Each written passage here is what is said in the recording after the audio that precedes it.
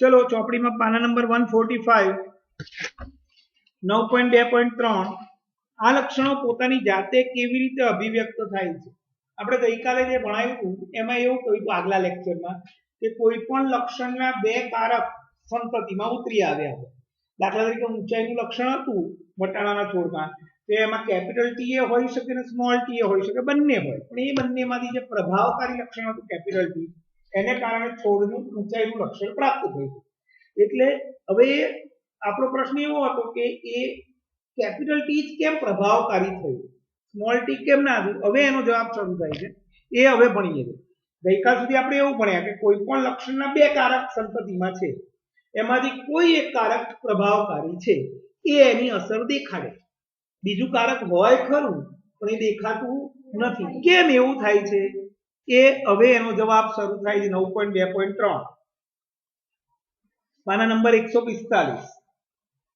આ લક્ષણો પોતાની જાતે કેવી રીતે અભિવ્યક્ત થાય છે. આનુવંશિકતાની કાર્યવિધિ કેવી રીતે થાય છે. કોષીય ડીએનએ એ કોષમાં આવેલા પ્રોટીન સંશ્લેષણ માટેની માહિતીનો સ્ત્રોત આપે છે. ડીએનએ નો તે ભાગ જેમાં કોઈ પ્રોટીન માટે સૂચના હોય છે તે પ્રોટીનનો જનીન કહેવાય. તે સૂચના સાંકેતિક ભાષામાં હોય એ જનીન. પ્રોટીન વિવિધ લક્ષણોની અભિવ્યક્તિને કેવી રીતે નિયંત્રિત કરે છે તેની આપણે અહીંયા ચર્ચા કરીએ. આવો વનસ્પતિ કે છોડના ઊંચાઈનું એક લક્ષણ ઉદાહરણ તરીકે લઈએ. આપણે જાણીએ છીએ કે વનસ્પતિમાં કેટલાક અંતઃસ્ત્રાવો હોય છે જે ઊંચાપણાનું નિયંત્રણ કરે છે. આમ કોઈ છોડના ઊંચાપણામાં આવેલ તે અંતઃસ્ત્રાવના પ્રમાણ પર નિર્ભર કરે છે. વનસ્પતિના અંતઃસ્ત્રાવનું પ્રમાણ તેની ક્રિયાની કાર્યક્ષમતા પર નિર્ભર કરે છે, જેના દ્વારા તેની ઊંચાઈ નક્કી થાય છે. ઉત્સેચક આ ક્રિયા માટે મહત્વપૂર્ણ છે. આ ઉત્સેચક કાર્યક્ષમ રીતે કાર્ય કરે તો અંતઃસ્ત્રાવ પર્યાપ્ત માત્રામાં નિર્માણ થાય અને છોડ ઊંચો થાય.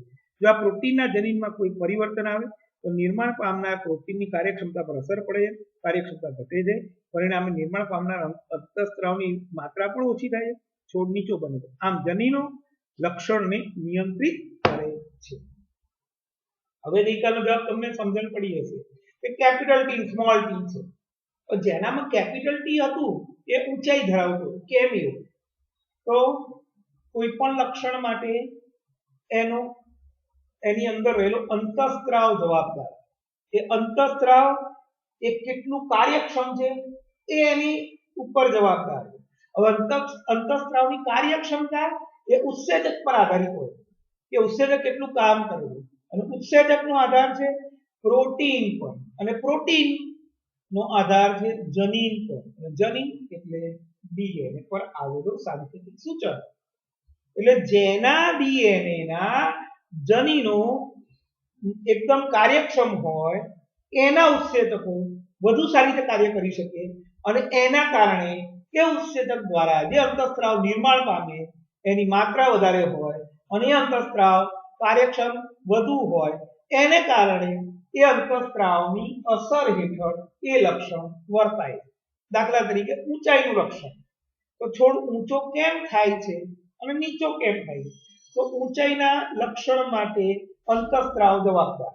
એ અંતઃસ્ત્રાવ વધુ કાર્યક્ષમ હોય અને એનું પ્રમાણ યોગ્ય હોય તો એ ઊંચાઈનું લક્ષણ પ્રાપ્ત કરે છે. અંતઃસ્ત્રાવનું પ્રમાણ ઉત્સેચક પર નિર્ભર છે અને ઉત્સેચકનું પ્રમાણ પ્રોટીન પર નિર્ભર છે, અને પ્રોટીનનું પ્રમાણ ડીએનએ પર નિર્ભર છે. કારણ કે પ્રોટીન એ જનીન, પ્રોટીન જે બનેલો છે એ જનીન હોય છે, અને એ જનીન એ ડીએનએ નો એક ભાગ છે. અને ડીએનએ એટલે રંગસૂત્ર પર આવેલો આનુવંશિક લક્ષણ માટેનો જવાબદાર ઘટક. હવે તમને એ સમજાવું કે પિતા અને માતા બંને ઊંચાઈના ડીએનએ આપ્યા. હવે જેના ડીએનએમાં જનીન મજબૂત એટલે કે પ્રોટીન મજબૂત, એનો ઉત્સેચક વધારે કાર્યક્ષમ, એનો ઉત્સેચક વધારે કાર્યક્ષમ એટલે એના દ્વારા અપાતો અંતઃસ્ત્રાવ વધારે કાર્યક્ષમ, અને એના દ્વારા અપાતો અંતઃસ્ત્રાવ વધારે કાર્યક્ષમ હોય એટલે એ વ્યક્તિ ઊંચાઈપણાનું લક્ષણ ધરાવે છે. એટલે ખ્યાલ આવી ગયો. એટલે હવે કે દાખલા તરીકે કોઈ છોડ નીચો છે તો માતા અને પિતાએ બંને આપ્યા લક્ષણ,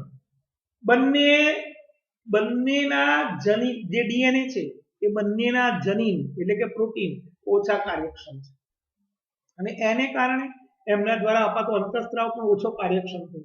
એને કારણે નીચાઈનું લક્ષણ છોડમાં જવાબદાર થયું. હા, આપણે ગણિતની ભાષામાં અલગ કરવું. કેપિટલ અક્ષરને આપણે પ્રભાવકારી માનીએ છીએ, સ્મોલ અક્ષરને પ્રચ્છન્ન માનીએ છીએ. એટલે તમને સમજવામાં ઈઝી પડે.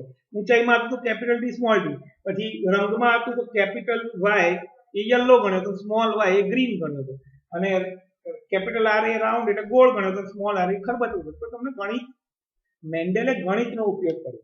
આ બધા આવું કર્યું નતું, બધાનો અર્થ તો એક જ હતો, પણ સમજાવવામાં નિષ્ફળ ગયા હતા. જ્યારે મેન્ડેલ સમજાવવામાં સફળ થયો. કેમ સફળ થયો? કારણ કે એને વિજ્ઞાનમાં ગણિતનો ઉપયોગ કર્યો હતો. એટલે કેપિટલ અક્ષર એટલે પ્રભાવકારી એવું માની લેવાનું. કેમ? મેન્ડેલે કહ્યું કે તમે કોઈ પણ દાખલા તરીકે કોઈને બહુ બુદ્ધિશાળી છે, કોઈ સંતતિ બહુ બુદ્ધિશાળી પેદા થયો, આઈન્સ્ટાઈન જેવો પેદા થયો, તો કેમ એવું થયું? હવે ધારો કે સચિન તેંડુલકરનો છોકરો છે અર્જુન તેંડુલકર, તો અર્જુન તેંડુલકર ક્રિકેટમાં અત્યારે એની ઉંમર 21-22 વર્ષની થઈ ગઈ હશે, 23 વર્ષની બી, મને એક્ઝેક્ટ યાદ નથી. હજી સુધી એ ફેમસ નથી થયો.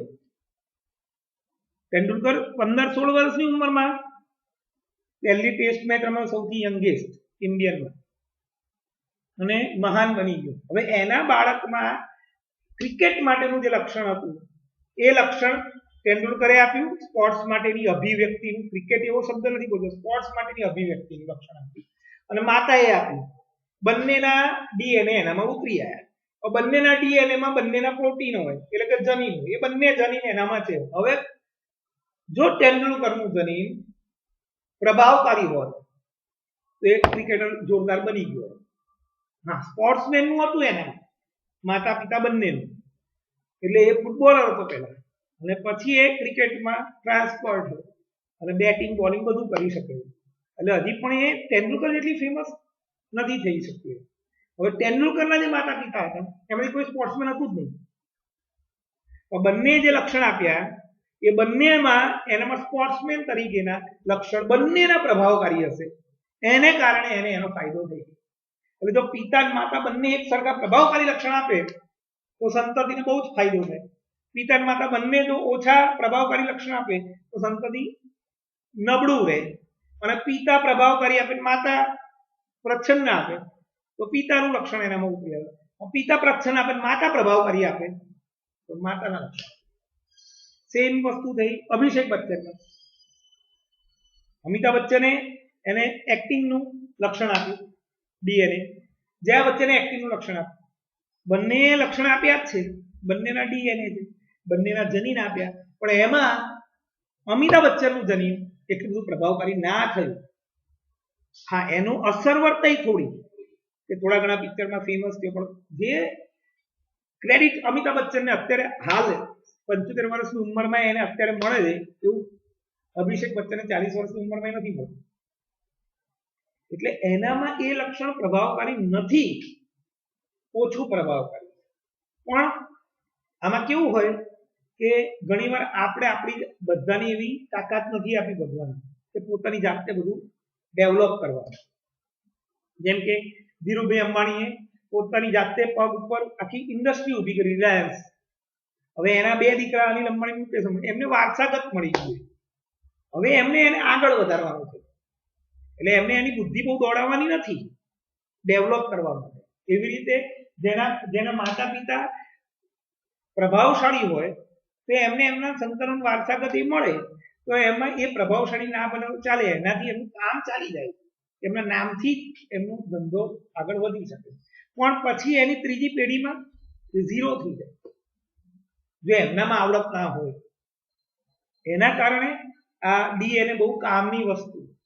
અને માતા પિતા બંને જો પ્રભાવકારી ડીએનએ આપી દે તો એ જોરદાર થઈ જાય. શાહરૂખ ખાન માતા પિતા કોઈ ફિલ્મ ઇન્ડસ્ટ્રીમાં નતું, પણ એનામાં જે પેશનનું લક્ષણ આવ્યું હતું, જુસ્સો, મારે આ કામ કરવું જ છે.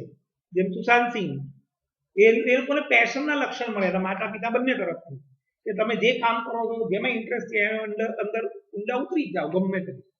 તો એ લોકો એમનું લેવલ ઊંચું લઈ ગયા. હવે એમના સંતતિને, હવે શાહરૂખ ખાને એના 3 બાળકો છે, 3 બાળકોને આપ્યું એમને લક્ષણ, પણ ત્રણેયમાં હજી પ્રભાવકારી થયું જ નથી. એની માતાનું લક્ષણ પ્રભાવકારી થઈ ગયું, ગૌરી ખાનનું, એટલે કોઈ પિક્ચરમાં હજી આવ્યું નથી, અને આયા હોય તો ફેમસ નથી. એટલે ફેમસ થવા માટે જે પ્રભાવકારી લક્ષણો હોય એના માતા પિતાનું એ એનામાં ઉતરી આવે તો એને ફાયદો થાય. નહીં તો પછી એને જાતે ડેવલપ કરવું પડે, સ્કિલ ડેવલપ કરવી પડે. સ્કિલ અને આનુવંશિકતા એ અલગ વસ્તુ. આનુવંશિકતાને કારણે તમને મેન્ટલી અને ફિઝિકલી સ્ટેબિલિટી મળે છે જો માતા પિતામાં હોય, પણ સ્કિલ તમારે કેળવવી પડે.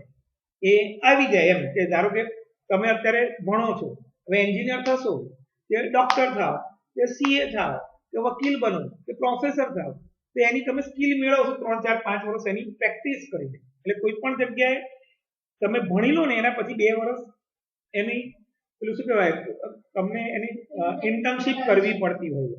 એને કારણે તમે એની સ્કિલ મેળવો, તમને નોલેજ મળે કે શું છે, અને એમાં તમે જેવો રસ ધરાવો અંદર એવું તમને એનું ફળ પછીથી મળે. સ્કિલ અલગ વસ્તુ છે અને ડીએનએ અલગ વસ્તુ. ડીએનએ ભણવાનું મળે છે, પણ પછી એ ડીએનએ ભણવાનું મળે એટલે ઘણાને ડીએનએ મમ્મી પપ્પાના જોરદાર મળી ગયા ભણવાના બુદ્ધિવાળા, એનો દુરુપયોગ કરે. તો હું એકવાર વાંચું યાદ રહી જાય, તમારી દિવસમાં અડધો કલાક ભણી લો ચાલે. હવે એ જ વ્યક્તિ 6 કલાક ભણે તો બોર્ડમાં 1લો નંબર લઈ આવે, પણ એની જે ડીએનએ એનો ઉપયોગ ના કરે. એટલે આપણને આવડવું જોઈએ કઈ રીતે આપણે આગળ કામ કરવું. એટલે આ ખબર પડી ગઈ ને ભાઈ કે આ લક્ષણો પોતાની જાતે કેવી રીતે અભિવ્યક્તિ થાય છે. હવે ગાઈડમાં એ પ્રશ્નનો જવાબ વાંચીએ. પ્રશ્ન 12 ગાઈડમાં પાના નંબર 112 પ્રશ્ન 12 પ્રોટીન લક્ષણોની અભિવ્યક્તિને કેવી રીતે નિયંત્રિત કરે છે યોગ્ય ઉદાહરણ આપી સમજાવો. પ્રોટીનનો મતલબ જનીન, જનીનનો મતલબ ડીએનએ, ડીએનએ નો મતલબ ઉત્સેચક, ઉત્સેચકનો મતલબ અંતઃસ્ત્રાવ, અંતઃસ્ત્રાવ જેવું એવું લક્ષણ. આ યાદ રાખવાનું. મતલબનો મતલબ એક કોમન નથી, પણ પ્રોટીન એ જનીનનો એક ભાગ છે. જનીન એ ડીએનએ નો એક ભાગ છે. ડીએનએ એ રંગસૂત્ર પર, રંગસૂત્રમાં ઉત્સેચક અને ઉત્સેચક જે પ્રવાહી એટલે ઘટક પેદા કરે એ અંતઃસ્ત્રાવ છે. એટલે બધું નિર્ભર અંતઃસ્ત્રાવ પર છે. પણ અંતઃસ્ત્રાવ આવશે ક્યારે? જ્યારે ઉત્સેચક હશે ત્યારે. ઉત્સેચક ક્યારે આવશે? ડીએનએ હશે ત્યારે. ડીએનએ ક્યારે આવશે? જનીન હશે ત્યારે. જનીન ક્યારે આવશે? પ્રોટીન હશે ત્યારે. પ્રોટીન એટલે આપણે દાળ ભાત રોટલી શાક ખાઈએ છીએ એમાંથી પ્રોટીન મળે એવું જ નહીં. તમારા શરીરની અંદર પ્રોટીનનું નિર્માણ થાય છે. એ તમારી પ્રવૃત્તિઓ પરથી નિર્માણ થાય. આપણે યોગા કરીએ છીએ, મેડિટેશન કરીએ છીએ, આપણામાં mRNA આવેલો છે. સ્મોલ mRNA આપણા જેમ ડીએનએ છે ને એવું આરએનએ છે. એ આરએનએ યાદશક્તિ માટે જવાબદાર છે. રિબોન્યુક્લિક એસિડ એમાં મેમરી આરએનએ એ પેદા કરવો પડે આપણે આપણી પ્રવૃત્તિથી. કે આપણે ભણતી વખતે ટીવી જોતા હોય, મોબાઈલ રમતો હોય, આજુબાજુ ધ્યાન રાખીએ તો mRNA ની ડેવલપમેન્ટ ઓછું થાય. એટલે તમારું કોન્સન્ટ્રેશન જેટલું વધારશો એટલું mRNA વધશે. mRNA વધશે એમ ધીમે ધીમે પ્રોટીન વધશે. પ્રોટીન વધશે એટલે તમારી અંદર તમારા લક્ષણો પ્રભાવકારી થતા જશે. અને એનો ફાયદો કોને થશે? આવનારી પેઢી. ચલો, કોષમાં કોષીય ડીએનએ પ્રોટીન સંશ્લેષણ માટેનો માહિતીનો સ્ત્રોત છે. જનીન એ ડીએનએ નો ખંડ છે જે પ્રોટીનની ચોક્કસ સાંકેતિક ભાષા છે. આ પ્રોટીન ઉત્સેચક તરીકે વર્તે છે. સજીવોમાં ઉત્સેચક ચોક્કસ પ્રક્રિયાને ઉત્તેજે છે. આ ક્રિયામાં ઉત્પન્ન થતી નિપજ ચોક્કસ લક્ષણોની અભિવ્યક્તિને પ્રેરે છે. ઉત્પન્ન થતી નિપજ એટલે અંતઃસ્ત્રાવ. એ લોકોએ લખ્યું નહીં ગુજરાતીમાં. એ લોકોએ શું કીધું? કોષમાં કોષીય ડીએનએ પ્રોટીન સંશ્લેષણ માટેનો મહત્વનો સ્ત્રોત છે. પ્રોટીનને પેદા કરવાનો સ્ત્રોત છે ડીએનએ, એવું લખ્યું. જનીન એ ડીએનએ નો એક ભાગ છે. એટલે ડીએનએ પ્રિન્સિપાલ થયું, જનીન એના ત્યાં કામ કરતા એનો સ્ટાફ થયો, અને જનીનનું કામ છે પ્રોટીનનું સંશ્લેષણ કરવાનું. અને એના માટે અને જે પ્રોટીનનું સંશ્લેષણ થયું એ પ્રોટીન જે બન્યું એ ઉત્સેચક તરીકે વર્તે છે. અને એ ઉત્સેચક એક નિપજ પેદા કરે છે જેને અંતઃસ્ત્રાવ કહેવાય છે. અને એ નિપજના અનુસંધાનમાં એ લક્ષણ સંતતિમાં પ્રભાવકારી બને છે. સજીવમાં ઉત્સેચક ચોક્કસ પ્રક્રિયાને ઉત્તેજે છે. આ ક્રિયામાં ઉત્પન્ન થતી નિપજ ઉત્પન્ન કોના દ્વારા ઉત્પન્ન થઈ? ઉત્સેચક દ્વારા. એટલે તમને એ ખ્યાલ આવી ગયો કોષની અંદર ખરેખર આવું હોય. આપણો જે કોષ 9માં કદાચ આવ્યું, આ કોષ છે, એમાં કોષ કેન્દ્ર યાદ છે તમને? આ કોષ કેન્દ્ર પટલ દોર્યું હતું એની અંદર આ રંગસૂત્ર દોર્યા, અને રંગસૂત્રની અંદર મેં તમને એ વખતે જવાબ આમ ટુકડા બતાવ્યા. આ ડીએનએ કહેવાય. આ ડીએનએ જે છે એ પ્રોટીન સભર સંશ્લેષણ માટેનો સ્ત્રોત છે. આ ડીએનએ આવડું મોટું, હવે એને ઝૂમ કરીને અહીંયા બતાવું. આ ડીએનએ આટલું મોટું છે, એની જગ્યાએ હવે અંદર આવું આ જનીન છે, અને આ જનીનની અંદર ઉત્સેચક છે અથવા પ્રોટીન છે. એ લોકો અહીંયા લખ્યું આ પ્રોટીન ઉત્સેચક તરીકે વર્તે છે. આની અંદર આ પ્રોટીન છે. એટલે શું થયું? ડીએનએ નો અંદરનો ભાગ એ જનીનનું કામ છે પ્રોટીનનું સંશ્લેષણ કરવાનું. કોઈ એમ કે જનીનનું શું કામ? તો જે ડીએનએ નું કામ છે. ડીએનએ જનીન બંને એક જ છે, પણ ડીએનએ નો કોઈ એક ટુકડો એને જનીન કહેવાય. એટલે આ ડીએનએ નું કામ અથવા આ જનીનનું કામ બંને સેમ કહેવાય. એટલે કે ડીએનએ અને જનીન એ પ્રોટીન સંશ્લેષણનું કામ કરે અને આ પ્રોટીનનું નિર્માણ છે. એ પ્રોટીન પછી આ જે પ્રોટીન બન્યું અંદર અહીંયા એ ઉત્સેચક તરીકે વર્તે અને એ ઉત્સેચક માંથી નવી નિપજ પેદા કરે, એને અંતઃસ્ત્રાવ કહેવાય. અને આ અંતઃસ્ત્રાવ એ લક્ષણો માટે જવાબદાર છે. ખબર પડી ગઈ આટલી કે ના ખબર પડી?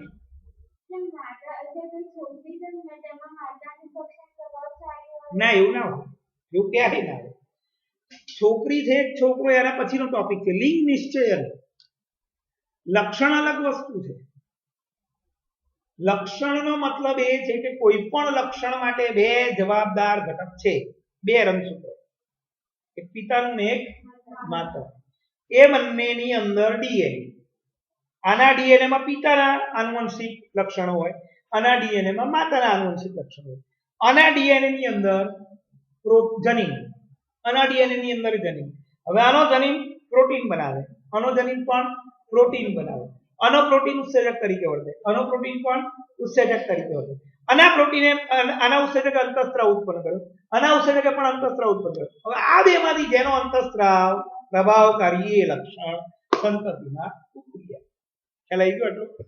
અને છોકરી છે છોકરો એ આના પછીનો ટોપિક 9.2.4.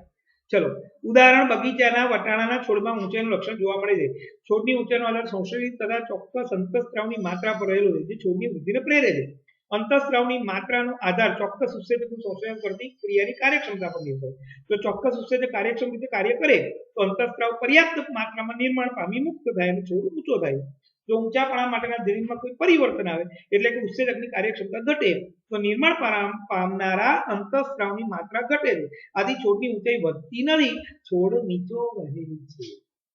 ખ્યાલ આવી ગયો તમને? એની એ જ વસ્તુ કે જો જે ડીએનએ હતો, ડીએનએ ની અંદર જે જનીન હતું, એ જનીન જે પ્રોટીનનું નિર્માણ કર્યું, એ પ્રોટીન જે ઉત્સેચક તરીકે વર્તે છે, એ ઉત્સેચક જો કાર્યક્ષમ હોય તો એના દ્વારા ઉત્પન્ન થતી નિપજ એટલે કે અંતઃસ્ત્રાવ વધુ કાર્યક્ષમ મળે અને એને કારણે એ વધારે સારી રીતે મુક્ત થાય અને એને કારણે ઊંચાઈનું લક્ષણ જોવા મળે.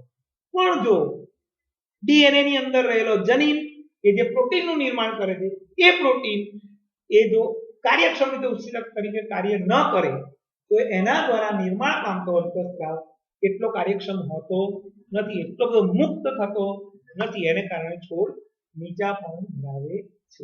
ખબર પડી ગઈ આટલી? એટલે આ જવાબ આવડી જશે ને? હવે ચલો, હવે ચોપડીમાં પાછું 145 માં છેલ્લેથી બીજો પેરેગ્રાફ. જો ચોપડી વાંચવાથી ફાયદો શું થાય કે ચોપડીમાં તમને સમજાઈને લખ્યું હોય, ગાઈડમાં સવાલ જવાબની રીતે લખ્યું છે. એટલે આપણે પહેલો પેરેગ્રાફ ચોપડીમાં વાંચીએ, પછી સમજાવીએ, પછી ગાઈડમાંથી વાંચીએ, પછી પાછા બોલીએ, એટલે તમારા મગજમાં એ વસ્તુ ફિટ થઈ જાય. મેન્ડલના પ્રયોગનું અર્થઘટનને સમજવા જેની આપણે ચર્ચા કરી રહ્યા તે સાચું છે કે જો જેની ચર્ચા આપણે અગાઉના પ્રકરણમાં કરી ગયા છે, લિંગી પ્રજનન દરમિયાન સંતતિના ડીએનએમાં બંને પિતૃનું સમાન રીતે યોગદાન હોય છે. જો બંને પિતૃઓ સંતતિના લક્ષણનું નિર્ધારણ કરવામાં મદદરૂપ થાય છે, તો બંને પિતૃઓ એક જ જનીનની એક પ્રતિકૃતિ સંતતિને આપે છે. શું કીધું? જો બંને પિતૃઓ સંતતિના લક્ષણોનું નિર્ધારણ કરવામાં મદદરૂપ થાય છે, એટલે કે અભિષેક બચ્ચને અને અમિતાભ બચ્ચને અને જયા બચ્ચને બંને જો એક સમાન લક્ષણ એક્ટિંગનું જો અભિષેક બચ્ચનને આપ્યું હોત તો એ બંને પિતૃઓ એક જ જનીનની એક પ્રતિકૃતિ સંતતિને આપે છે. એટલે કે પ્રભાવકારી એક્ટિનનું લક્ષણ બચ્ચન અમિતાભ બચ્ચને આપ્યું, પ્રભાવકારી એક્ટિનનું લક્ષણ જયા બચ્ચને આપ્યું, એટલે કેપિટલ ટી આપ્યું, તો ઓટોમેટિક સંતતિમાં પ્રભાવકારી લક્ષણ તરીકે એક્ટિંગ જ હોત એમ કે છે. આનો અર્થ એ થાય કે વટાણાના પ્રત્યેક છોડમાં બધા જનીનોના બે સેટ્સ એટલે કે યુગ્મ હોય છે. પ્રત્યેક પિતૃ તરફથી એક સેટની આનુવંશિકતા થાય છે. આ રીતે સફળ કરવા માટે પ્રત્યેક પ્રજનન કોષમાં જનીનનો માત્ર એક જ સેટ હોય છે. જ્યારે સામાન્ય વનસ્પતિ કોષ દૈહિક કોષમાં જનીનના સેટની બે પ્રતિકૃતિઓ હોય છે, તો પછી જનન કોષમાં તેનો એક સેટ કેવી રીતે બને છે? જો સંતતિ છોડ બાળ છોડને પિતૃ છોડથી સંપૂર્ણ જનીનનો એક પૂર્ણ સેટ પ્રાપ્ત થાય તો આકૃતિ 9.5 માં દર્શાવ્યા પ્રમાણે પ્રયોગ સફળ થઈ શકતો નથી. તેનું મુખ્ય કારણ એ છે કે બે લક્ષણ આર અને વાય સેટમાં એકબીજાથી સંલગ્ન રહે છે અને તથા સ્વતંત્ર રીતે આનુવંશિકતા દર્શાવી શકાતા નથી. તેથી આ સત્યને આધારે સમજી શકાય છે કે વાસ્તવમાં એક જનીન સેટ માત્ર એક ડીએનએ શૃંખલાના રૂપમાં ન હોતા ડીએનએની અલગ અલગ સ્વતંત્ર રૂપે શૃંખલા રૂપે હોય છે, જેમાંથી પ્રત્યેકને એક રંગસૂત્ર કહેવાય છે. આમ પ્રત્યેક કોષમાં પ્રત્યેક રંગસૂત્રની બે પ્રતિકૃતિ હોય છે, જેમાંથી એક નર તથા બીજી માદા પિતૃ તરફથી પ્રાપ્ત થયેલી હોય છે. પ્રત્યેક પિતૃકોષ એટલે કે પૈતૃક અથવા માતૃકથી રંગસૂત્રની પ્રત્યેક જીવમાં માત્ર એક જ રંગસૂત્ર જ એક જનન કોષમાં આવે છે. જ્યારે બે જનન કોષના સંલયન કે ફલન થવાથી નિર્માણ પામેલા યુગ્મનજમાં રંગસૂત્રોની સંખ્યા પુનઃ સામાન્ય થઈ જાય છે અને સંતતિમાં રંગસૂત્રોની સંખ્યા નિશ્ચિત જળવાઈ રહે છે. જો આપણે એમ કીધું કે મનુષ્યમાં 46 રંગસૂત્રો છે, કે મારામાં 46 રંગસૂત્રો છે. હવે નરની અંદર 46 રંગસૂત્રો દરેક કોષમાં, અને માદાની અંદર એટલે કે પુરુષમાં 46 રંગસૂત્રો, સ્ત્રીમાં 46 રંગસૂત્રો. જ્યારે 8મો પાઠ ભણાયો ત્યારે આપણે એમ કીધું કે લિંગી પ્રજનન થાય ત્યારે જ્યારે નર જનનકોષ પેદા થાય ત્યારે અર્ધીકરણની ક્રિયા થાય. હવે સમજો કે અમિતાભ બચ્ચન છે, એના નર જનનકોષ પેદા થયા એ વખતે એના અર્ધીકરણની ક્રિયા થઈ, એટલે કે 46 રંગસૂત્ર હતા એના બે ભાગ થયા. ખરેખર આવી રીતનું કે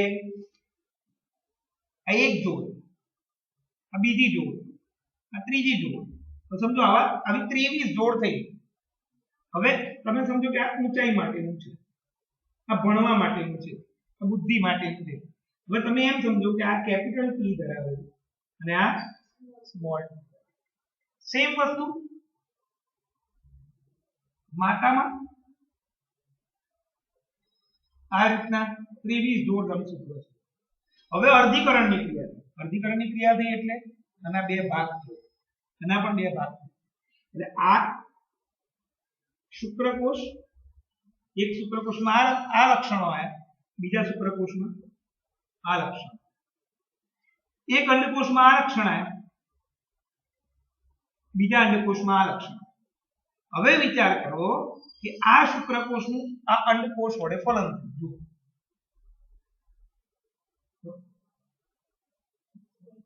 તો જે સંતતિ પેદા થઈ એ આવી થઈ.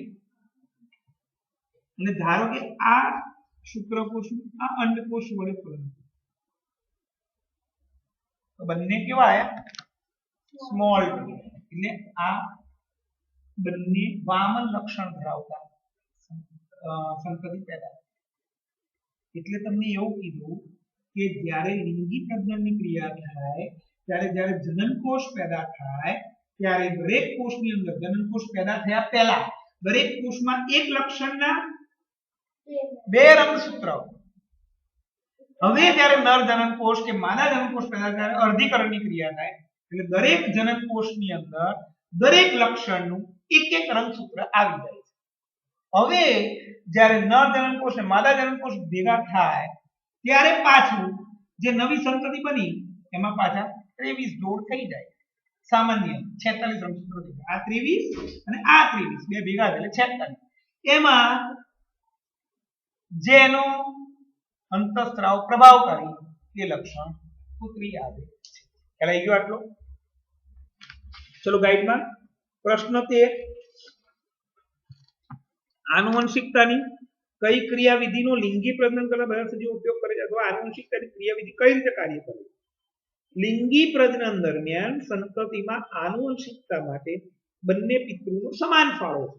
आई गयो आ समान फाळो 23 અને આપે 23 અને આપે એટલે સમાન ફાળો થયો બંને પિતૃમાંથી વારસાગમન પામતા જનીનોને આધારે સંતતિના લક્ષણો નક્કી થાય એટલે બંને પિતૃ દ્વારા વારસાગત જે આપવામાં આવ્યું એના દ્વારા સંતતિના લક્ષણ નક્કી થયા દરેક સંતતિમાં એક પિતૃપક્ષ પાસેથી અને એક માતૃપક્ષ પાસેથી પ્રાપ્ત જનીનના બે સેટ હોય એક પિતૃપક્ષ પાસેથી અને એક માતૃપક્ષ પાસેથી પિતૃપક્ષ પાસેથી માતૃપક્ષ પાસેથી એક એક સેટ પ્રાપ્ત થયો એક સેટ આ બીજો એક સેટ ખબર પડી ગઈ આટલી જનીનો તેમના પિતૃના રંગસૂત્ર દ્વારા વારસાગમન પામે છે જનનકોષના નિર્માણ દરમિયાન અર્ધસૂત્રી ભાજન દ્વારા હું અર્ધીકરણ બોલ્યો એનું નામ જ અર્ધસૂત્રી ભાજન કહેવાય અર્ધસૂત્રી ભાજન દ્વારા બેકી રંગસૂત્ર સંખ્યા એકકીય થાય છે આ બેકી રંગસૂત્રની જે સંખ્યા હતી એ એકકીય થઈ ગઈ 23 જોડ હતી એટલે 46 થાય એટલે 23 થઈ ગયા 23 થઈ ગયા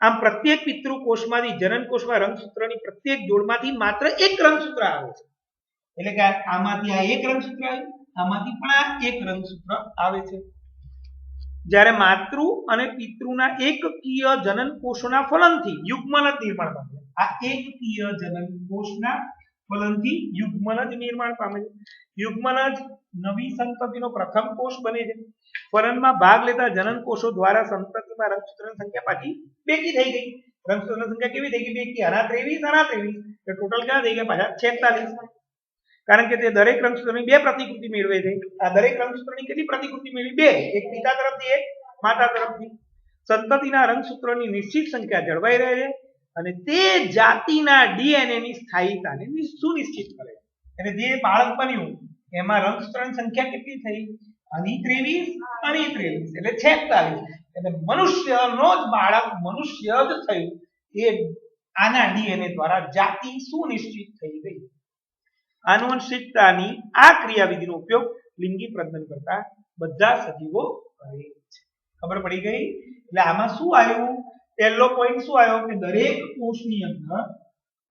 કોષની અંદર ડબલ રંગસૂત્ર હોય એટલે કે રંગસૂત્ર જોડીમાં હોય હવે જ્યારે લિંગી પ્રજનનની ક્રિયા થાય છે ત્યારે નર જનન કોષ અને માદા જનન કોષ બને છે ત્યારે અર્ધીકરણની ક્રિયા થાય છે અને જે જોડીમાં રંગસૂત્ર હોય એના બદલે એકકીય રંગસૂત્ર ધરાવતા જનન કોષો નિર્માણ પામે હવે જ્યારે એકકીય રંગસૂત્ર ધરાવતા જનન કોષો એકબીજા સાથે ફલનની ક્રિયા કરે ત્યારે પિતા તરફથી અને માતા તરફથી બંને તરફથી દરેક એક એક રંગસૂત્ર મળતું હોવાથી નવી સંતતિમાં માતા અને પિતા જેટલા રંગસૂત્ર દરેક કોષના પાછા સામાન્ય થઈ જાય જે તે જાતિનો સુનિશ્ચિત હોવાનું સાબિત કરે ખબર પડે ભાઈ કે ના ખબર પડી થોડી ભાષા અઘરી છે એટલે આપણે બે ત્રણ વાર વાંચવું પડે લખવું પડે સમજણ પડી જાય લખવા બેસું ને ત્યારે અઘરું પડે એટલે તમારે શું કરવું પડે ગાઈડનો આ જે જવાબ હોય પહેલા 3 પોઈન્ટ વાંચવાના લખવાના સમજવાના પછી બીજા 3 પોઈન્ટ વાંચવાના લખવાના સમજવાના એવું થઈ જાય પછી બીજી વાર જવાબ લખો ત્યારે આખો જાતે લખવા ટ્રાય કરો પછી ત્રીજી વાર જાતે લખો એટલે આ આવડ્યું પણ ચલો લિંગ નિશ્ચય હવે ચોપડીમાં 9.2.4 હવે જે આપણો જવાબ હતો એ લિંગ નિશ્ચયન કે ભાઈ 9.2 આખું છે એટલે આખું આવવાનું છે એમ એ 9.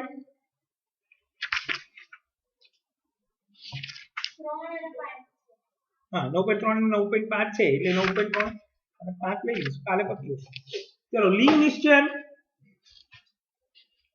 આપણે એ વાતની ચર્ચા કરી ગયા છીએ ચોપડીમાંથી વાંચું છું પાના નંબર 146 9.2.4 આપણે એ વાતની ચર્ચા કરી ગયા છીએ કે લિંગી પ્રજનનમાં ભાગ લેનારા બંને એકલ સજીવો કોઈને કોઈ બાબતમાં એકબીજાથી ભિન્ન છે જેના ઘણા કારણો છે નવજાત શિશુના લિંગ કેવી રીતે નક્કી થાય લિંગ એટલે નર છે કે માદા પુલ્લિંગ છે કે સ્ત્રીલિંગ કેવી રીતે નક્કી થાય ભિન્ન ભિન્ન જાતિ માટે ભિન્ન જાતિ તેના માટે ભિન્ન રીતો અપનાવે કેટલાક પૂર્ણતઃ પર્યાવરણ પર આધારિત હોય કેટલાક પ્રાણીઓમાં લિંગ નિશ્ચયન ફલિત અંડકોષના તાપમાન પર આધારિત હોય છે કે સંતતિ કે બાળ પેઢી નર હશે કે માદા સ્નેલ એટલે કે ગોકળ ગાય જેવા કેટલાક પ્રાણીઓ પોતાનું લિંગ બદલી શકે છે જે એ વાતનો સંકેત છે કે લિંગ નિશ્ચયનની ક્રિયા આનુવંશિક નથી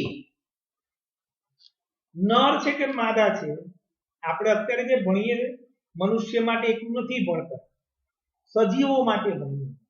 તો અહીંયા સજીવોમાં પેદા થતી લિંગી પ્રજનન દ્વારા પેદા થતી સંતતિ નર છે કે માદા છે એ નક્કી કરવાની પદ્ધતિને લિંગ નિશ્ચયન કહેવાય. લિંગ નિશ્ચયન આનુવંશિક નથી, કારણ કે કેટલાક સજીવોમાં લિંગ નિશ્ચયન એ પર્યાવરણ પર આધારિત હોય છે. સ્નેલ એટલે કે ગોકળ ગાય તાપમાન બદલાતા તેનું લિંગ જન્મ હોય તો નર હોય, તાપમાન બદલી જાય ઠંડુ થઈ જાય માદા બની જાય, પાછું તાપમાન વધી જાય તો નર બની જાય. એટલે જન્મ સમયે જે લિંગ છે એ પુખ્ત થાય ત્યારે એ લિંગ હોય એવું જરૂરી નથી. એટલે લિંગ નિશ્ચયન આનુવંશિક નથી, પરંતુ મનુષ્યમાં આનુવંશિક એવી રીતે જુઓ. પરંતુ માનવમાં લિંગ નિશ્ચયન આનુવંશિકતા પર આધાર રાખે. બીજા શબ્દમાં પિતૃ સજીવોમાંથી આનુવંશિકતા પામેલ જનીન જ આ વાતનો નિર્ણય કરે છે કે બાળ પેઢી કે સંતતિ છોકરો હશે કે છોકરી. પરંતુ અત્યાર સુધી એમ માનતા રહ્યા બંને પિતૃઓમાંથી એક જ એવા જનીન સેટ સંતતિમાં આવે છે. જો આ શાશ્વત નિયમ છે તો પછી લિંગ નિશ્ચયન આનુવંશિક કેવી રીતે હોઈ શકે? તેને સમજવા લોકો એવું જ માનતા હતા. આમાં સીધી ભાષામાં નથી લખ્યું, હું તમને સીધી ભાષામાં આ વાક્યનો અર્થ કહું. લોકો એમ જ માનતા હતા છોકરી થાય એનો આધાર માતા પર છે. જો માતા પર જ હોત તો આનુવંશિક ક્યાંથી ગણાય? આનુવંશિકનો મતલબ શું? પિતા અને માતા બંનેના લક્ષણનું સમાન. એટલે કે એ વસ્તુ ખોટી છે, એ માન્યતા છે કે ખોટી વસ્તુ એ સાબિત કરે છે. હવે એ લોકો તેને સમજવા માટે સત્ય છે કે માનવના બધા રંગસૂત્રો સંપૂર્ણપણે રીતે યુગ્મ હોતા નથી.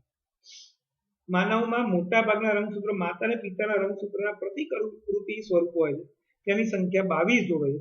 પરંતુ યુગ્મ જેને લિંગી રંગસૂત્ર કહે જે હંમેશા સંપૂર્ણ યુગ્મમાં હોતું નથી. સ્ત્રીમાં રંગસૂત્રો પૂર્ણ યુગ્મ હોય છે, બંને રંગસૂત્રોને એક્સ કહે છે. પરંતુ પુરુષમાં એટલે કે નરમાં આ જોડી પરિપૂર્ણ કે સંપૂર્ણ હોતી નથી. જેમાં એક રંગસૂત્ર સામાન્ય આકારનું એક્સ અને બીજું રંગસૂત્ર એ નાનું હોય અને વાય રંગસૂત્ર કહે. આમ સ્ત્રીમાં XX અને પુરુષમાં XY રંગસૂત્ર હોય. શું હવે આપણે XY રંગસૂત્રની આનુવંશિકતાની રીત કે પદ્ધતિનો ખ્યાલ મેળવી શકીએ છીએ? જેમ કે આકૃતિ 9.6 માં દર્શાવેલ સામાન્ય રીતે અડધા બાળકો છોકરા અને અડધા બાળકો છોકરી હોઈ શકે છે. બધા બાળકો જે છોકરા કે છોકરીઓ હોઈ શકે છે તે પોતાની માતા તરફથી તો એક્સ રંગસૂત્ર જ મેળવે છે. આમ બાળકોના લિંગ નિશ્ચયનો આધાર તેના પર રહેલો છે કે તેઓ તેમના પિતા તરફથી કયા પ્રકારનું રંગસૂત્ર પ્રાપ્ત કરે છે. જે બાળકને પોતાના પિતા તરફથી એક્સ રંગસૂત્ર આનુવંશિકતાની દ્રષ્ટિએ પ્રાપ્ત થશે તે છોકરી, તેમજ જે બાળકને પોતાના પિતૃ તરફથી વાય રંગસૂત્ર આનુવંશિકતાની દ્રષ્ટિએ પ્રાપ્ત થશે તે છોકરો બને છે. ચલો ધ્યાન આપણે એવું કીધું કે દરેક કોષની અંદર કેટલા રંગસૂત્ર છે? દરેક 46 રંગસૂત્ર, 23 જો એમાં છોકરો હોય કે છોકરી 22 જોડ સમાન આકારને કદના હોય છે. પણ જે છેલ્લી જોડ હોય 23મી જોડ એને લિંગી રંગસૂત્ર કહેવાય છે, જેના પર છોકરો કે છોકરી એનો આધાર રહેલો. દાખલા તરીકે કોઈ હાડપિંજર મળ્યું, એ હાડપિંજર છોકરાનું એક છોકરી નક્કી કેવી રીતે કરે? તો આપણે એમ જોઈએ છે કે સીઆઈડી કે એવી કોઈ સિરિયલમાં ડીએનએ રિપોર્ટ કાઢે. ડીએનએ રિપોર્ટ ડીએનએ ક્યાં હોય? હમણાં સમજાયું તમને રંગસૂત્ર પર. એટલે આખો ચાર્ટ નીકળે એનો, એટલા ટુકડામાંથી આખો ચાર્ટ નીકળે. હવે ચાર્ટમાં 22 જોડ એક સરખા દેખાય, પણ 23મી જોડમાં જો એક રંગસૂત્ર મોટું દેખાય અને એક નાનું દેખાય તો એ સમજી લે કે આ પુરુષ છે. અને જો 23મી જોડના બંને રંગસૂત્ર એક સમાન દેખાય તો સમજી લે કે આ સ્ત્રી છે. એટલે કે નર છે કે માદા છે એ નક્કી કરવાનો આધાર 23મી જોડના રંગસૂત્ર પર છે, જેને લિંગી રંગસૂત્ર તરીકે ઓળખવામાં આવે છે. અને 23મી જોડનું રંગસૂત્રની અંદર સ્ત્રીની અંદર બંને રંગસૂત્રો એક સમાન આકાર અને એક સમાન કદ ધરાવે છે. આપણે એને કોઈને x નામ આપી દઈએ તો બંનેનો આકાર સરખો છે, એટલે એને આપણે XX 23મી જોડનું રંગસૂત્ર કહીએ માદાની અંદર. અને પુરુષની અંદર એક રંગસૂત્ર મોટું છે, એને આપણે x કહી દીધું. પણ જે બીજું રંગસૂત્ર જે સ્ત્રી જેવું હોય છે, પુરુષની અંદર કે સ્ત્રીની અંદર ટોટલ 22 જોડ રંગસૂત્રો સમાન છે.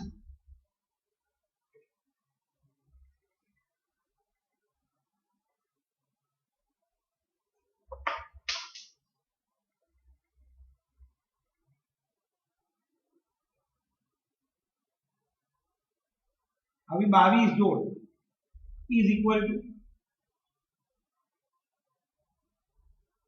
સમાન, પણ આ જે 23મી જોડ છે એમાં એક રંગસૂત્ર બીજું રંગસૂત્ર, આમાં એક રંગસૂત્ર અને બીજું રંગસૂત્ર.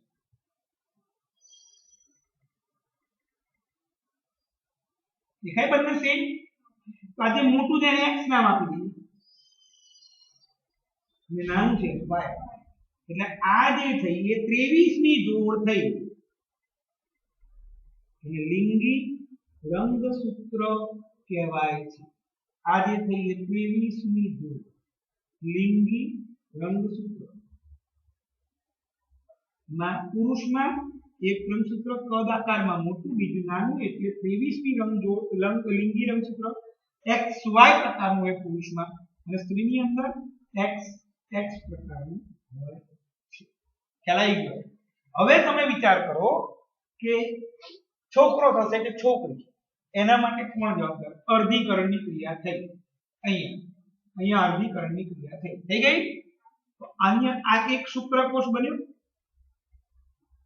આ બધું સેમ. નીચે શું આવશે? અરે નીચે શું આવશે? x. અને આ જે શુક્રકોષ બન્યો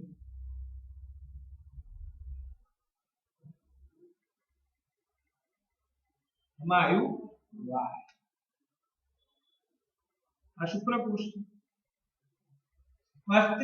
સ્ત્રીની અંદર અર્ધીકરણની ક્રિયા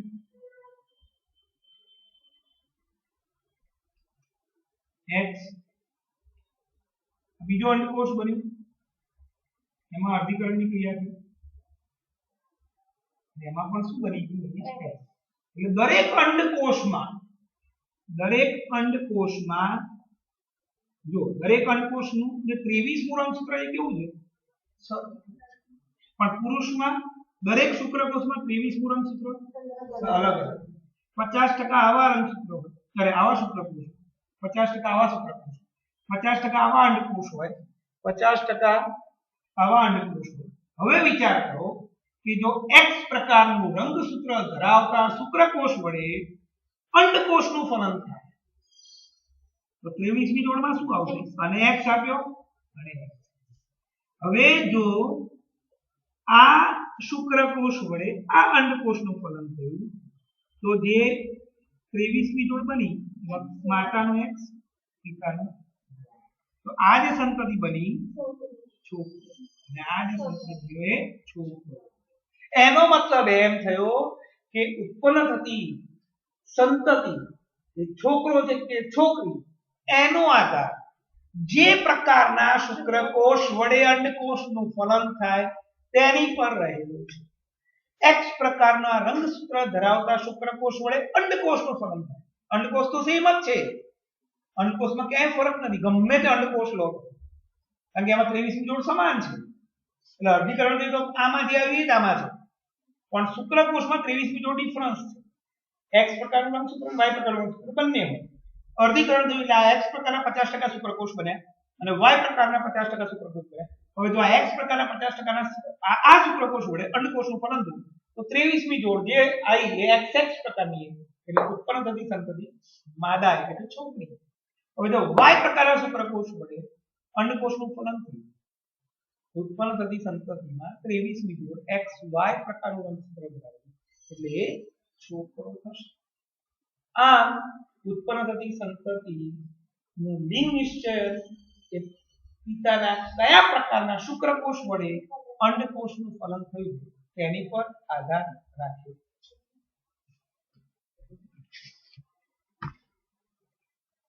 ચલો, ખબર પડી ગઈ આટલી કે ના ખબર પડી? 100%. તો સીધો ઇન્ટેક્સ પ્રશ્ન લઈ લઈએ. હવે ગાઈડમાં 113મું પાનું, 16, 17, 18 અને 19. 16મો પ્રશ્ન. જો પરીક્ષામાં ઇન્ટેક્સ પ્રશ્ન સ્વાધ્યાયના પ્રશ્ન મોસ્ટ આઈએમ, તમે એને નિગ્લેક્ટ ના કરશો મહેરબાની કરીને. મેં અસાઇનમેન્ટમાં તો મૂક્યા જ છે, કોઈક છોડ્યા હોય, બાકી તો બધા લગભગ લખ્યા હોય. કારણ કે ચોપડી વાળા એમ કહે છે કે આ નવી સિસ્ટમ છે છેલ્લા 2-4 વર્ષથી, કે તમને જે ટોપિક ભણાયો એમાંથી કયા સવાલ પૂછાઈ શકે એને ઇન્ટેક્સ પ્રશ્ન કહેવાય. અને સ્વાધ્યાય એટલે આખા પાઠનો સાર છે. સ્વાધ્યાય બધું ના આવી જાય પણ ઇન્ટેક્સ પ્રશ્ન બધું આવશે. બધા ઇન્ટેક્સ પ્રશ્ન કરો એટલે આખો પાઠ આવી જાય અને સ્વાધ્યાય કરો એટલે ઇન્ટેક્સ પ્રશ્ન સ્વાધ્યાય છોડવાનું નહીં. બીજી વસ્તુ ઘણા એમ કે સર 1 માર્ક માટે શું કરવાનું? 1 માર્ક માટે કઈ એવું હોય જ નહીં. હવે તમને એમ કહું કે 1 માર્ક માટે ગાઈડની ચોપડીની અરે હેતુલક્ષી વાંચો, એવું ના હોય. તમારે જે ટોપિક હોય એ ટોપિકની ચોપડી વાંચી એના ગાઈડના જવાબ કર્યા. હવે તમને કોઈ એમ પૂછે કે સંતતિ છોકરો એક છોકરી એના માટે કોણ જવાબદાર છે? એ જવાબમાં આવી જ જાય. તો એવું પૂછે કે કયા પ્રાણી એ લિંગ મિશ્રણ માટે પર્યાવરણ પર આધાર રાખે, તાપમાન પર? ગોકળગાય, સ્નેલ. કે એક એવું ના હોય કે 1 માર્કના સવાલ બહારથી પૂછાવાનો. તમે જે પાઠ કર્યો, જે ચોપડીમાંથી વાંચ્યું અને ગાઈડના જવાબ કર્યા એની અંદર જ એ બધું સમાયેલું છે. એટલે એ કરી નાખ્યું હોય એટલે જેને 2 ગુણ 3 ગુણ 4 ગુણ આવડી ગયું એમાં 90% હેતુલક્ષી આવી જ જાય. પછી બાકી વધે અને જેને ચોપડી વાંચી, હું તમને જે એસાઇનમેન્ટ લખવા આપું છું એસાઇનમેન્ટમાં તમારે પહેલા ચોપડીમાંથી પાઠ વાંચી જવાનું, પછી એસાઇનમેન્ટ કરવાનું, લખવાનું આખું અને સિસ્ટમ પ્રમાણે જ આપ્યું છે. 2 ગુણના પ્રશ્ન, 3 અથવા 4 ગુણ. 3 ને 4 માં ડિફરન્ટ ના કરી શકાય કારણ કે તમને સ્કીમમાં એવું નથી કીધું. જો સ્કીમમાં એવું કહી દે ને કે આ પાઠનો 3 ગુણનો પૂછાશે ને આ પાઠનો 4 ગુણનો પૂછાશે ને આ પાઠનો 2 ગુણ, એવું નથી કીધું. અત્યારે આપણે જે પેપરો આપ્યા છે એ મોડલ પેપર અનુસાર એ લોકો બાકી બધા પેપર નીકળ્યા છે. એટલે જ્યાં 13મો પ્રશ્ન 6થા ચેપ્ટરનો હોય તો બધા પેપરમાં 13મો પ્રશ્ન 6થા ચેપ્ટરનો જ હશે, પણ એવું જરૂરી નથી. હવે મેં જોયું આ એસાઇનમેન્ટ 6થાનું કાઢ્યું મેં, એમાં મેં જોયું કે 2 ગુણનો એકે પ્રશ્ન જ નથી 6થા ચેપ્ટર. બધા 3 કે 4 ગુણના છે. બધા કોઈ બી પેપર જોયું તમે, કોઈ પણ છે જ નહીં. તો એનો મતલબ એવું ના વિચારાય કે 2 ગુણના નહીં પૂછે. એટલે તમારે કમ્પલસરી દરેક ચેપ્ટરના 2 ગુણ 3 ગુણ 4 ગુણ કરવા પડે. ખ્યાલ આવી ગયો આટલો? તમને એવું કહી દીધું હોય કે આમાંથી 2 ગુણનો પૂછે, અમે 3 ગુણનો પૂછે, એવી સ્કીમ આપી હોય તો ચાલે, તો એ ખબર પડી કે આ પાઠ નથી કરવાના એમ. પણ આમાં એવું નથી. એટલે બધું જ કરવાનું. 2 દિવસે એક ચેપ્ટર પતાવવાનું થશે. અઠવાડિયામાં આખું બાયોલોજી પતાવવાનું થશે. 4 પાઠ છે. કાલે વિજ્ઞાનનું ગાલાનું બીજું પેપર લખીને લાવવાનું, મોઢે કરીને લખીને લાવવાનું. એક જવાબ મોઢે કરો લખો. મારે એમાં હું એમ નથી કહેતો કે આખું પેપર મોઢે કરીને લખો. એક જવાબ મોઢે કરો લખો, એક જવાબ મોઢે કરો લખો. અને એ રહેવા દેજો પેપર, કારણ કે કામમાં આવશે બતાવવામાં. સ્કૂલમાં બતાવવાના હશે 5 7 10 પેપર આવશે, રિસીપ્ટ લેવા જશો ત્યારે. હા, એટલે બધું કામમાં આવશે તમારે. એટલે એ કામ કરવાનું છે. ના ચોપડા લખો તો ચાલે, પણ તમારે રહેવા દેવાના એમ કહું છું. એ ક્યાંય આડાવડા ના કરી નાખશો. તમારે પછી ફરીથી લખવાની મહેનત ના કરાય એમ. એટલે એ કામ કરવાનું છે. અને પરમ દિવસથી આપણું રિવિઝન ચાલુ થાય ગણિતનું, ત્યારે વિજ્ઞાનનું બાયોલોજી ચાલુ થશે. ગુરુથી ગુરુ. અને એક્ઝામ અહીંયા જ આપવાની રહેશે, હવે ઘરે નથી આપવાની. એનું કાલ હું હતો નહીં એટલે મેં તમને ચલાવી લીધું જે નતા એ લોકો માટે. ચલો, પ્રશ્ન 16. મેન્ડેલના પ્રયોગ દ્વારા કેવી રીતે સમજી શકાય કે લક્ષણ પ્રભાવી અથવા પ્રચ્છન્ન હોય છે? મેન્ડેલે શુદ્ધ ઊંચા ડબલ ટી અને શુદ્ધ નીચા ડબલ ટી સ્મોલ ટી છોડ વચ્ચે પરાગનયન પ્રયોગ યોજ્યો. F1 પેઢીના બધા છોડ ટી ઊંચા મેળવ્યા. આ દર્શાવે કેપિટલ ટી એ જનીનની એક જ નકલ છોડને ઊંચા બનવા માટે જવાબદાર છે. તે પરથી કહી શકાય એક લક્ષણ તેનામાં વૈકલ્પિક સ્વરૂપની હાજરીમાં વ્યક્ત થાય છે. આ પ્રભાવી લક્ષણ છે. તેની હાજરીમાં વ્યક્ત ન થતું વૈકલ્પિક લક્ષણ પ્રચ્છન્ન છે. ચલો બીજું, મેન્ડેલના પ્રયોગ દ્વારા કેવી રીતે સમજી શકાય કે વિવિધ લક્ષણો સ્વતંત્ર રીતે આનુવંશિક હોય છે? મેન્ડેલે વટાણાના છોડ પર દ્વિસંકરણ પ્રયોગ કર્યો. દ્વિસંકરણ એટલે ખબર પડી ગઈ ને? પિતૃ પેઢી 2 ભેગા થયા, એમાં 4 બાળકો થયા, એને F1 પેઢી કીધું. તો F1 પેઢીના 2 બાળકો વચ્ચે સ્વફલન કરાવ્યું, એમાંથી બીજા 4 બાળક થયા, F2 પેઢી. એટલે 2 વાર સંકરણ થયું, એક F1 પેઢી મેળવવા અને એક F2 પેઢી મેળવવા. ગોળ બીજ ધરાવતા ઊંચા છોડ સાથે ખરબચડા બીજ ધરાવતા નીચા છોડનું સંકરણ F1 પેઢીમાં બધા છોડ ગોળ બીજ ધરાવતા અને ઊંચા જોવા મળે. અને F1 સંતતિમાં સ્વપરાગનયન કરાવતા F2 પેઢીમાં પિતૃ સંયોજન સાથે નવા સંયોજન ધરાવતા છોડ પણ મળ્યા. કેટલાક ગોળ બીજ ધરાવતા નીચા છોડ, કેટલાક ખરબચડા બીજ ધરાવતા ઊંચા છોડ મળ્યા. તેનો અર્થ બીજનો આકાર અને છોડની ઊંચાઈ આ 2 લક્ષણો નિયમન કરતા જનીનો ફરી સંયોજન પામી. જે F1 માં નતા એવા લક્ષણો F2 માં દેખાય. F1 માં શું હતું? 4 એ 4 છોડ ઊંચા હતા. Capital T small T capital T small T capital T small T capital T small T.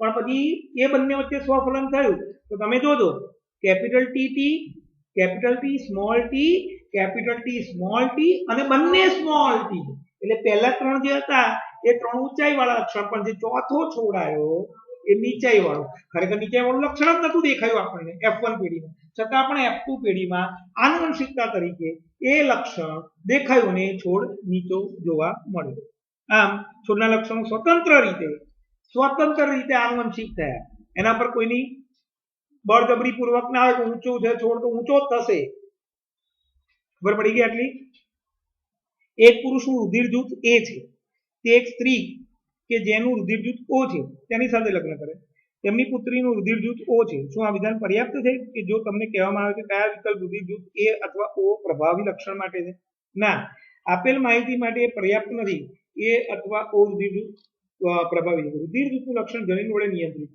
પિતૃમાંથી આનુવંશિક થાય પુત્રીમાં રુધિર જૂથ O છે અને તે માટેના જનીનની બે નકલ પૈકી એક પિતામાંથી અને બીજી માતામાંથી આનુવંશિક થાય છે એટલે જુઓ અહીંયા બતાવ્યું છે રુધિર જૂથ એ લક્ષણ હંમેશા પ્રભાવી રુધિર જૂથ O લક્ષણ હંમેશા પ્રચ્છન્ન હોય આ માહિતી જનીન બંધારણ અભ્યાસ પરથી પ્રાપ્ત થઈ છે એ રુધિર જૂથ માટે પ્રભાવી IA અને O રુધિર જૂથ માટે પ્રચ્છન્ન જનીન I સ્મોલ I A માં IA અથવા IAI હોય એટલે જેનું રુધિર જૂથ A છે તેની અંદર પિતાએ A આપ્યું હોય અને માતાએ પણ A આપ્યું હોય એને તમે કેપિટલ T ધારી લો અને O ને સ્મોલ t ધારી લો તો હવે જુઓ તમે તો એ રુધિર જૂથ હશે એનામાં કયા રંગસૂત્ર હશે હું એમ કહું છું કે એ રુધિર જૂથ છે સમજો એ કેવી રીતે હશે ઊંચાઈ છે ચલો એને ભૂલી જાઓ અને ઊંચાઈ ધારો તો આની અંદર ઊંચાઈના કયા લક્ષણ હશે અથવા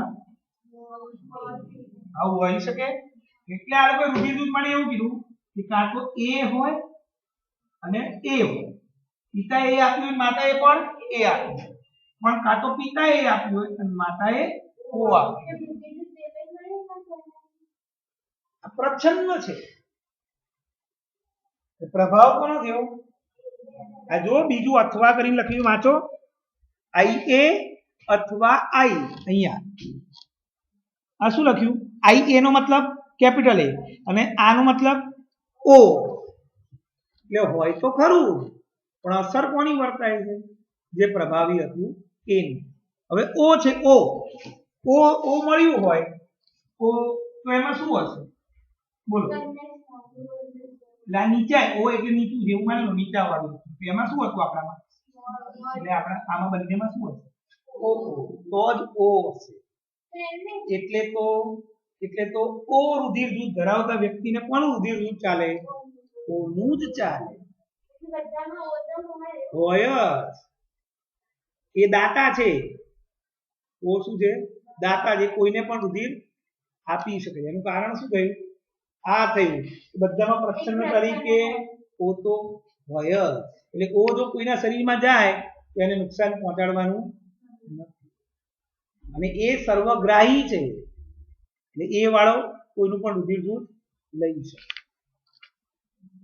ચલો 19મું માનવના બાળકનું લિંગ નિશ્ચય કેવી રીતે થાય છે માનવના બાળકનું લિંગ નિશ્ચય તેના પિતા પાસે કયું લિંગી રંગસૂત્ર આનુવંશિક થાય છે તેના દ્વારા થાય છે પિતા પાસે લિંગી રંગસૂત્ર XY હોય છે લિંગી રંગસૂત્રના આધારે બે પ્રકારના જનનકોષ એટલે કે શુક્રકોષ ઉત્પન્ન થાય 50% શુક્રકોષ X રંગસૂત્ર ધરાવતા અને 50% શુક્રકોષ Y રંગસૂત્ર ધરાવતા હોય છે જ્યારે X રંગસૂત્ર ધરાવતો શુક્રકોષ અંડકોષનું ફલન કરે છે ત્યારે છોકરી જન્મે છે જ્યારે Y રંગસૂત્ર ધરાવતો શુક્રકોષ અંડકોષનું ફલન કરે ત્યારે છોકરો જન્મે છે જો પિતા લખ્યું લિંગી રંગસૂત્રો આ કઈ જોડ બતાવી 23મી XY અને આ બધું XX હવે અર્ધીકરણ થયું એટલે બે શુક્રકોષ બન્યા એક X પ્રકારનો અને એક Y પ્રકારનો અને આમાં અર્ધીકરણ થયા એટલે આમાં X પ્રકારનો અંડકોષ બન્યો આમાં X પ્રકારનો બીજો અંડકોષ બન્યો હવે જો X પ્રકારના રંગસૂત્ર વડે અંડકોષનું ફલન થયું તો જે સંતતિ પેદા થઈ એમાં લિંગી રંગસૂત્ર XX આવ્યું એટલે છોકરી થઈ અને જો Y પ્રકારના શુક્રકોષ વડે X પ્રકારનું અંડકોષનું ફલન થાય તો જે સંતતિ થઈ એના લિંગી રંગસૂત્ર XY પ્રકારના એટલે એ છોકરો હોય છે ખબર પડી ગઈ બધાને હોમવર્કમાં 19 સુધી બે વાર લખીને લાવવાનું રહેશે હવે 9.3 એક મિનિટ જોયેલું કેટલું છે કાલે પચે કે નહીં પતે એ જોવું પડશે અને 9.5